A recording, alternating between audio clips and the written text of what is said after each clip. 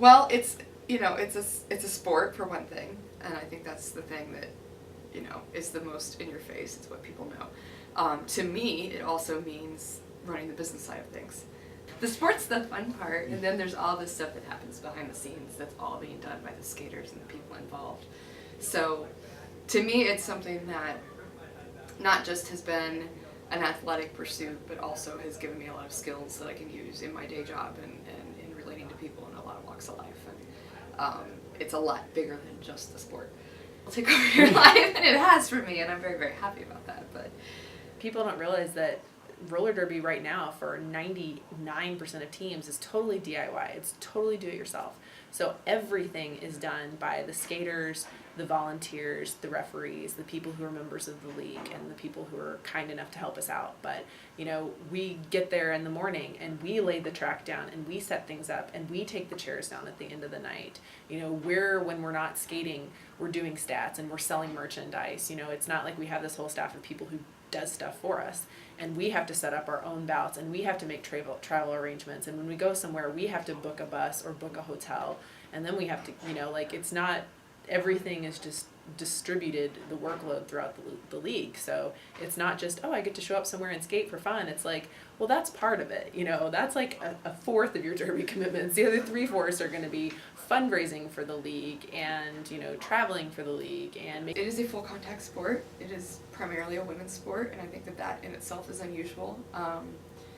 It's very, very strategic, and I think that people don't expect that. And so when you come in to watch your first game, you're kind of like, what on earth am I watching? Just watch the woman with the star on her helmet until you get the gist of what's going on there, and then you can proceed.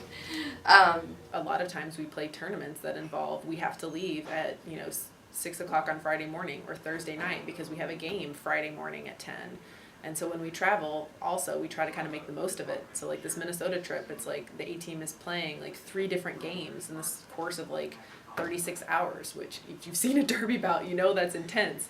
I mean, just imagine telling like a hockey player or an NFL player, yeah, you're going to have to play 3 games in a row. Like, they would be like, oh no, I have to get my massage, I have to go sit in the hot tub, and we're like, yeah, I'm going to go sleep on some other skater's floor and try not to wheeze to death from my cat allergy. Like, that's what we're doing in between games, and getting up and taping ourselves back together and, hoping that person isn't going to hit us in the bruise that we got last night, and, skate through the blisters and hope the pus doesn't soak all the way through our sock. Like, those are the conditions we play under. So when it started back up again in Texas, it was, we're going to do this right.